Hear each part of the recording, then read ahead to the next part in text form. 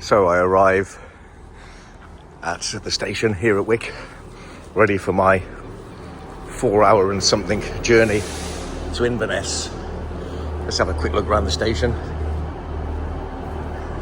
This plaque was unveiled on this 2nd of November by Jamie Stone MP. And 28th of July 1874. And oh, a nice mural on the wall here, picture. All right, I'm gonna hit the open door and go through and get on the train a bit early. Here we are, it's like 2 carriages, which one to choose? Good morning. The trains aren't overly frequent. There's the 8:02 and then the next one is the 12:34. So you have to make sure you get your train, otherwise you're a bit scuppered. Here we are, the frontal view of the train. Right, so we're pulling away from Wick. And I would say we're heading south, but we're not. The first part of the journey. We kind of retraced the steps I took on the bus yesterday. And we head up to Thurso, the most northerly town in the main island of Great Britain. So that's what we're doing first. And from there it's south all the way down to Inverness. So we continue our northward progress towards Thurso. Beautiful countryside, lovely day. Really just very, very enjoyable to be sat watching the world go by and enjoying the scenery. What a beautiful setting, this station. Not much in the way of sound. One row of houses, and that seems to be it. Oh no, and a bungalow. So I guess they need a cow if they want a pint of milk.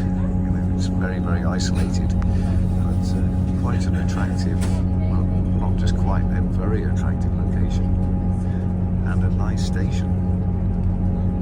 Very rustic. Look at this.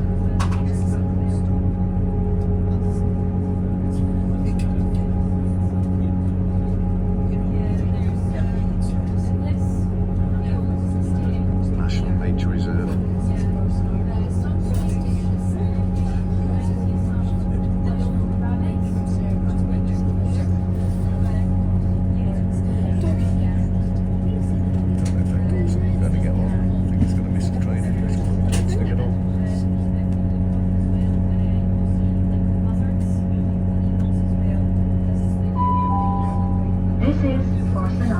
This train is for Inverness.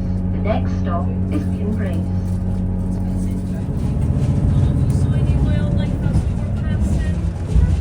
Oh, look at this.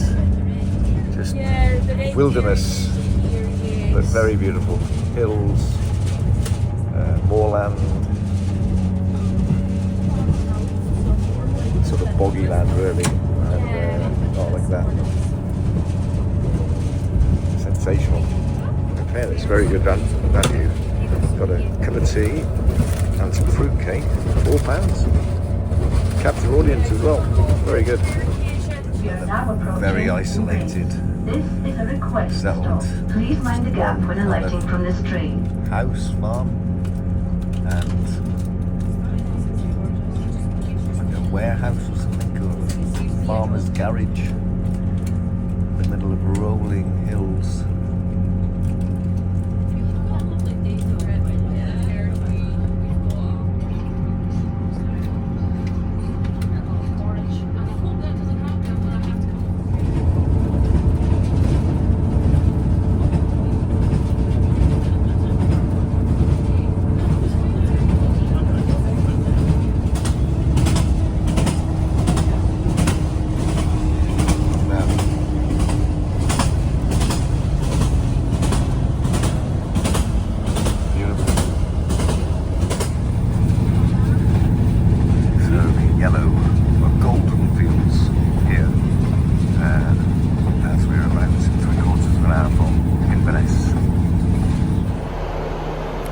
Welcome to Inverness. where I'm on my return journey, heading south from John O'Groats. I'm here for the next 5.5 hours, so I'm going to do a bit of exploring.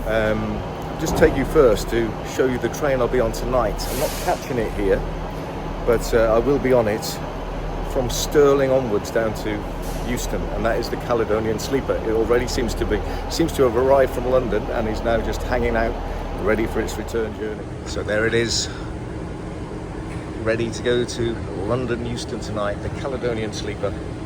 And as I said, I was going to get up here from Inverness, but then I thought that's an awful long time to spend on one train.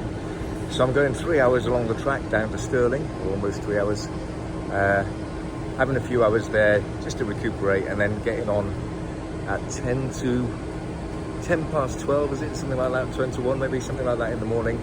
So there you go. See if this works. Oh dear. No. There is another one. Yeah, I wonder if this works. Or whether these things are a thing of the past. Alright, let's go in here. No. Alright, I will have to explore the city another way rather than buying a map and local guide. Headed to W.H. Smith to see if I can pick up that guide in this station here. W.H. Smith. And they haven't got the guide, but they have got the We Love Kilts calendar. So it's interesting to see that seems to be selling better than the map and local guide. Alright, so there's a few eating places as I come out of the station. Eastgate is that? Shopping centre. And the first sign is for Debenhams, which I assume is all kind of like boarded up, as most Debenhams are in Britain, or if not all of them. Right, but we could have a look around there briefly. I'm after something to eat, really. The time is now 10 past 1. I had a cup of tea and a slice of fruitcake on the train, which was very nice. All right, so here I am in this shopping mall. It's quite a nice one. There's a Costa coffee. Could maybe go to. I wonder if this is like a food hall type thing, or whether this is it. This might be it here. There's a few different places, lots of people sitting down having things to eat. All right, oh, quite a nice design. Obviously needs to be built for the withstand the elements here in Scotland. Goodness knows what sort of weather this takes. Now this is hugely ambitious, having a deck chair here. I think they're overselling the chance of sunshine, and it is sunny today. Geez, this was unexpected in the lack of Debenhams, but they have got like lots of wooden carved animals here. Things I guess you're unlikely to see naturally in Scotland, like the giraffe and the lion. But hey, you can get them here, or your handbags, in this shopping centre. House of the Highlands is shut. Oh, there's a Waterstones over there. I might have to nip into that. I do like a Waterstones. Oh, look at this. This is a bit more extensive. Like, it looks to be very small to begin with, but there's like a bridge taking us to a new part of the shopping centre. So coming out of this entrance, it looks like it disgorges you into the main shopping street here in Inverness. That's what it looks like to me anyway. It's pedestrianised. There's lots of well-known brands, Marks and Spencer's, Boots, Banks, TSB, Royal Bank of Scotland, Begg Shoes. Never heard of them before, but they might be a well-known brand. I'm not an expert on brands of shoes, particularly in Scotland. So here we go, up the high street. Let's see what this is all about.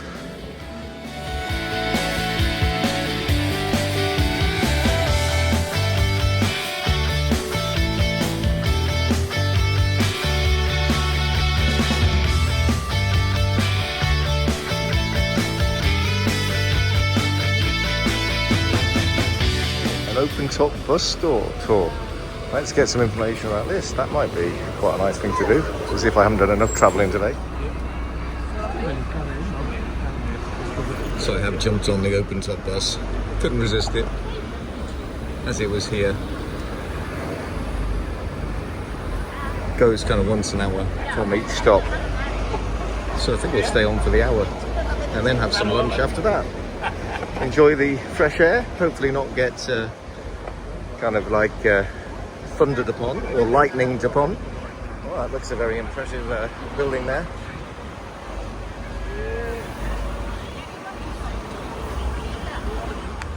Está muy en obras.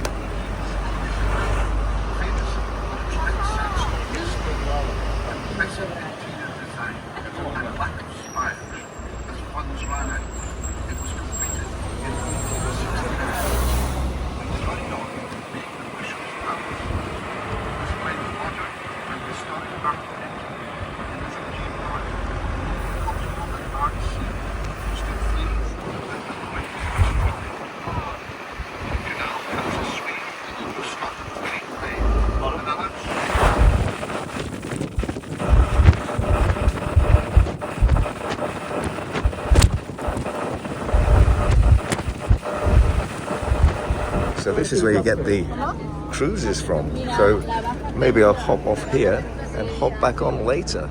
Oh, yeah, that's a good idea. And there's a cafe, maybe a spot of lunch. All right. Très bien. This is all turning out very well. I'm going to go on a cruise. 50 minutes on this boat here, out to Loch Ness. So excellent. Then I might have a little walk, go back into Inverness, have a bit of tea. If we just have a snack for lunch, I haven't had anything yet. So have a bigger tea and then head to Stirling. So there we are. So this is going to go on the Caledonian Canal and then out into Loch Ness. Around the decks are a number of lifebuoys. Should anyone fall overboard, throw one in their direction and call "Man overboard" as loud as possible. These pieces of safety equipment are here to assist you in case of emergency. Please do not interfere with them. Any emergency will be signalled by 7 short and 1 long blast on the ship's 60 miles long. And those 60 miles is made up of 38 miles of lochs. Lochs. That's the Scottish word for a lake, L-A-C-H.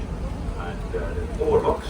There's Loch Ness, which both go into Loch Ness, Loch Wyke, not Lochie, and then you further all the way through, they would take you all the way to Fort William.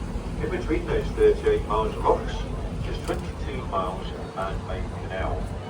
And that man-made canal was always made all the way back between 1803 and 1822.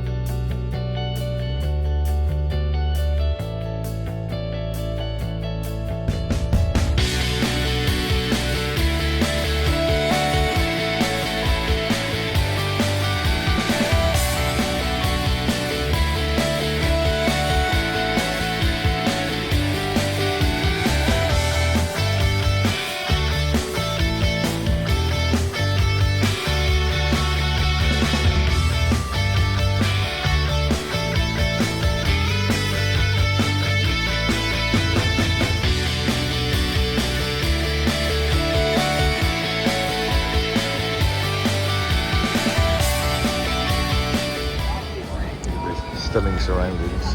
Apparently there's a yellow building that over here. Just doing that. Oh, I see the yellow house. Oh yes. But it's certainly the same family. That house there has been the same family since 1440. I didn't see the whole thing. That house got burnt down in 1740. There we go. That's Everybody from Charlie to Jack White coming down.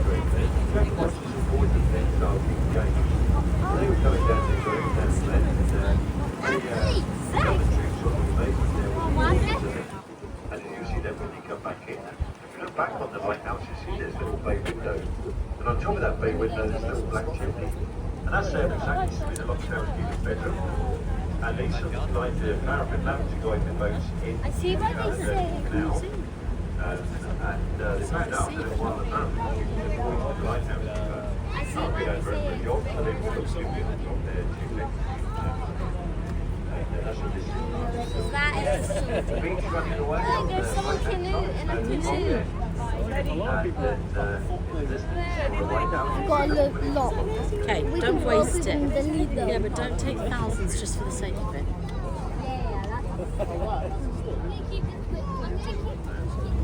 It was a laird's house all the way back in the 16th century. It was built and it was a laird's house all the way back in the 16th century, and the Victorians did not work. The current owner bought the castle around 2016. The current owner has done a 4-year refurbishment program.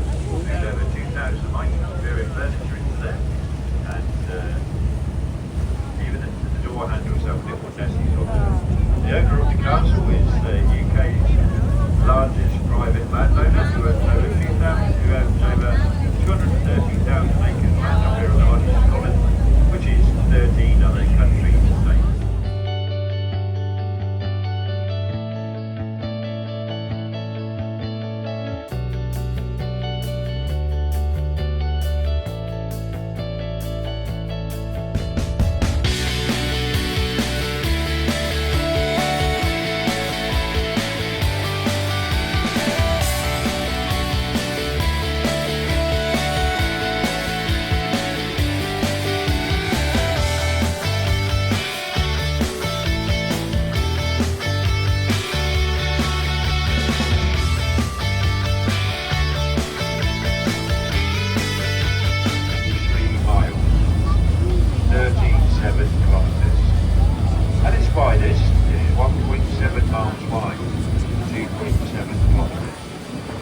At its deepest, it is 755 feet deep, 230 metres deep.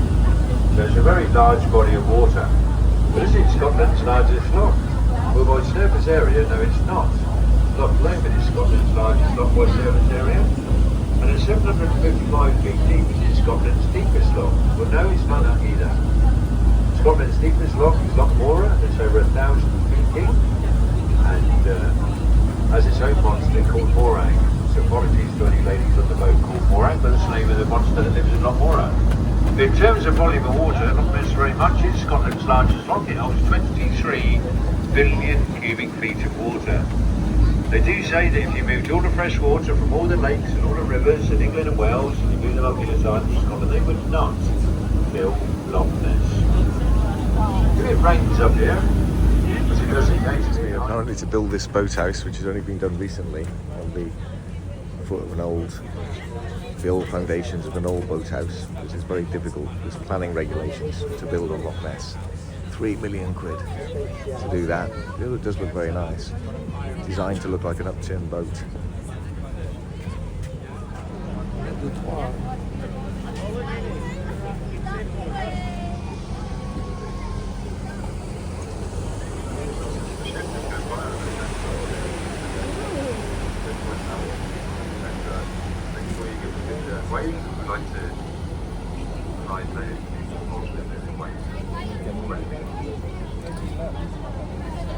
Well, that was a very enjoyable cruise on the Jacobite Rebel out onto Loch Ness.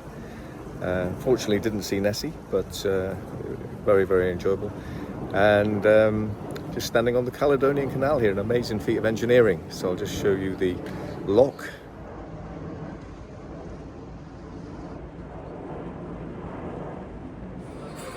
It's a very nice cafe, and I've ordered some soup and some crisps, and yes, enjoyable cruise, and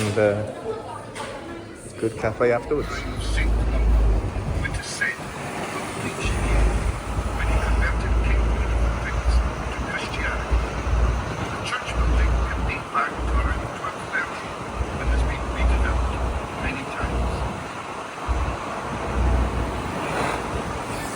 The large white building on your left is the Mercure Hotel.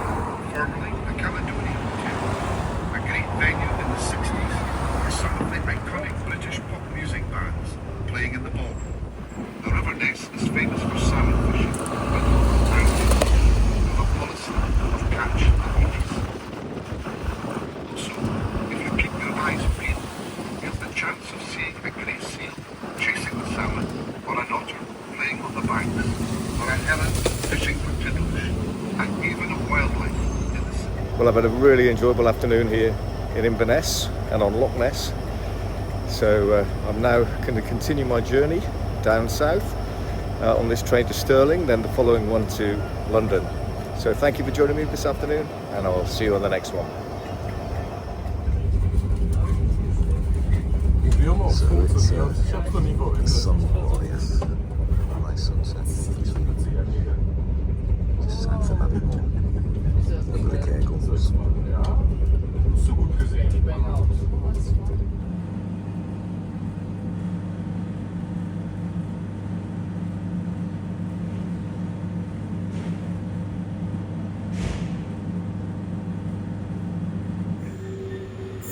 Here at Stirling Station. I'm on coach 8. So have a good journey, have a good sleep. Yeah. So I'm on coach 8P. God knows how they're N. Interesting lettering system. A bit cramped in. Listen, the carriage is absolutely full. Not quite sure what time we'll leave. I'd imagine we're going to leave at 3-ish. Because I think it's about 5 hours to London.